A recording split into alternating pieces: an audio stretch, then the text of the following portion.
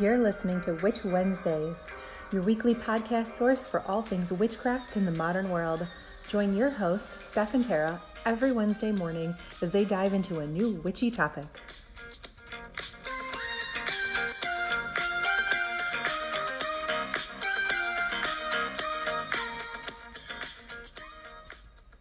Welcome to Witch Wednesdays. This is Steph. And this is Tara. And you are listening to episode 18, all about Beltane. Woohoo! May 1st. Yes, our next holiday coming up.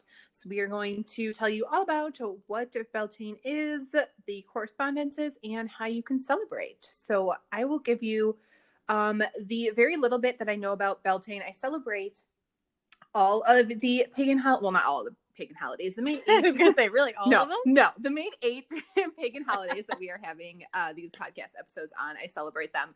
But there, some of them more than others are very Wiccan based and have a lot of religious aspects, and I don't do any of that. And this is one of the ones that is more religion based. So yes. I am going to let Tara talk mostly about this one, but I'm going to give you a brief summary of what I know. So Beltane is one of the Celtic fire festivals. It's also known as May Day, and it falls on the 1st of May in the Northern Hemisphere and November 1st in the Southern Hemisphere. And it's the midway point between the spring equinox and the summer solstice. And it is one of the most popular holidays to celebrate across the world. Yes. It is primarily a fire festival, but it's also a festival of abundance, fertility, and regrowth. And it's considered the dual of Samhain. So therefore, it's one of the days when the veil is thinnest between the spirit and fae plane. So it's a good time to work with them. And that, I think, sums up all of my Beltane knowledge. So Tara, take it away. That was pretty good. And actually, it does fall on May 1st this year, 2020. But it can vary because it's literally a halfway point. So depending on how the earth is moving and when the spring solstice is and everything, it varies. And it goes from sunset to sunset traditionally. So generally at sunset, we light the fires and it's just a big old party, which is why it's probably one of the most popular holidays to celebrate worldwide. It's all about, like you said, being fruitful, and it's an attempt to basically welcome in the spring. If you celebrate the different aspects of the goddess, this is when the maid is no longer a maid. This is the end of her maidenhood. So it's a lot of sex rites in a lot of places. This is also a very, very traditional time to get married. This is where spring to summer weddings became so popular because this is the time when weddings started. You'd get married around the fires of Beltane, basically, and then you'd go off and have a little honeymoon evening wherever you felt like it. There's tons and tons of ways to celebrate this. Like I said, it's really a really popular festival because it's a big bonfire. People drink a lot, and then they go and they celebrate being fertile in all the ways that people celebrate that. So it's the maiden goddess. She's reached her fullness. So like you said, if you celebrate that aspect of the goddess, this is the time of growth and renewal. It's the goddess of spring. The May bride is a very popular image. Flowers in the hair, maypoles. I love a good maypole. So if you ever get a chance, I highly recommend. It's super fun. You take ribbons and you twirl them around a pole, and you can make really beautiful patterns. You can use ribbons. You can also use thin branches of trees or vines. You can make some really awesome designs. I love doing that. There's a big bonfire generally. Even if you do a small celebration, I highly recommend flame because it is a fire festival. So there are different aspects that are celebrated in different ways because this is generally a British Isles thing that tends to be where it was most heavily celebrated. And so a lot of those traditions follow it through into different traditions like Wicca or paganism or however you choose to celebrate. But this is a good time for hand fasting, like I said. So traditionally, instead of getting married, which is, as most people are aware at this point in time, a religious recognition of your union. Hand fasting was also religious recognition of your union, but you actually had a year and a day to see if it actually would work out. So instead of being married forever and ever, you got hand fasted for a year and a day. And if you still like the person after a year and a day, you got to stay together.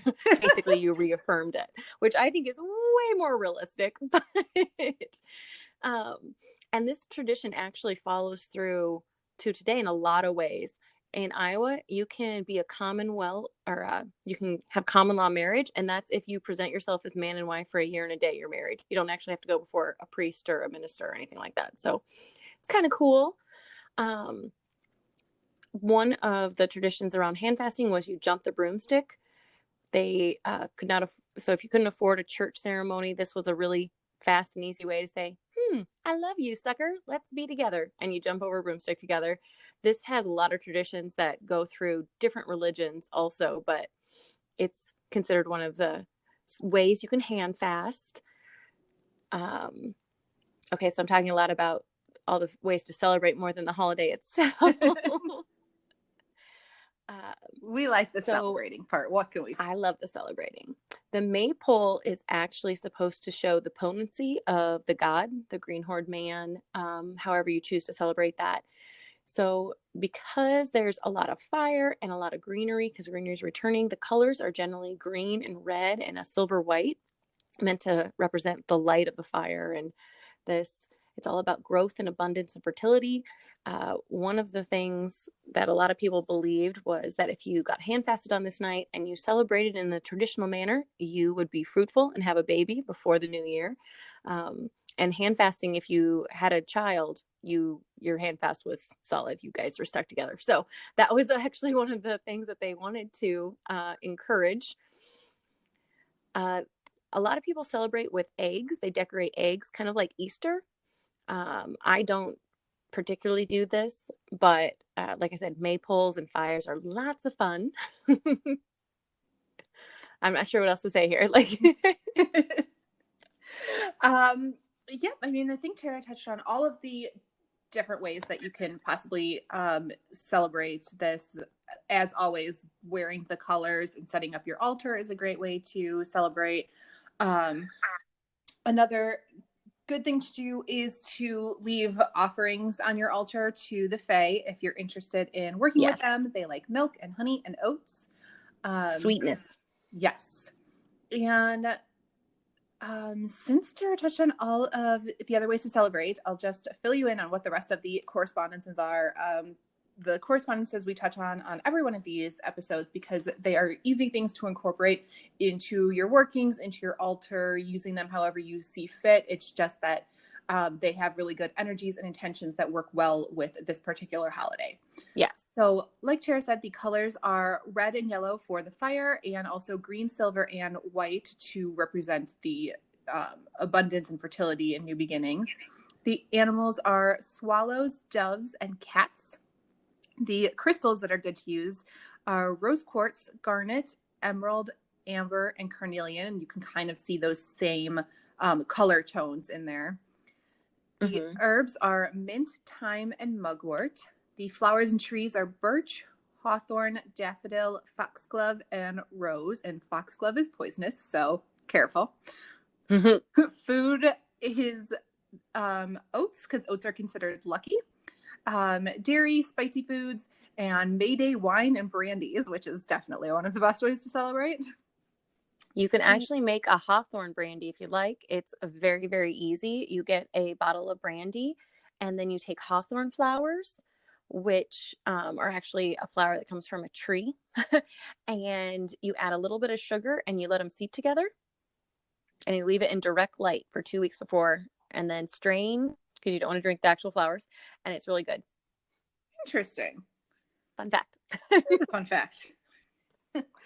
The incense and oils that are good to use are rose, jasmine, musk, lilac, patchouli, and vanilla. And the best spells to work on this particular day or surrounding this day are fertility, of course, love, and happiness. Yes. They're all about happiness. That's why it's traditionally a time to get married and say your love. It's also a good time to start projects if you've been putting them off. because this is the time of being productive and making things happen.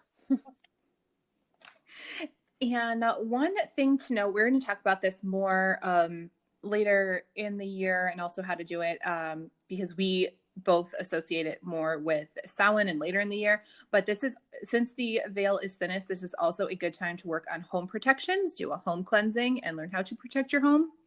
We will definitely be getting into that later, but if you already know how to do it, this is a good time to also work on that. And that's part of where the idea of spring cleaning comes from. Exactly. Mm-hmm. And that is all that I have to say about Beltane. Do you have anything else to add, Tara? I have lots and lots of ideas on how to celebrate, because this is one of my favorite holidays. This is one of the best ones if you're looking for a group activity, if you don't want to be a solitary practitioner, or you just want to see how you feel in a group setting. Because this is so popular, there are lots and lots of small groups that get together throughout the world to celebrate. So this is a good one if you want to find a group and see how it works for you. This is an excellent one to try and find a group that's local to you. I would agree. There's lots of May Day celebrations, more so in Europe, but even in the US, you're going to find them everywhere. They're in Iowa, so they're everywhere. If they're in Iowa, they're everywhere. I'm just saying. But yes, May Day celebration, Beltane, there's lots of different names for it. And they have slightly different traditions. So like I said, this is a good time to find a group, or just see if it's a good match for you if you're looking at a group in particular, because they'll celebrate in a particular way, and maybe you like it, maybe you don't, but then at least you've tried it. That's a good idea. I've celebrated this in a group, and I'm a solitary practitioner, so this one I don't mind celebrating a group. It's a lot of fun, and there's a lot of good energy. I think that sounds like a great idea. Thanks. Sometimes I have them. Well, that is all that we have for you this week. We will see you next week. All right. Bye.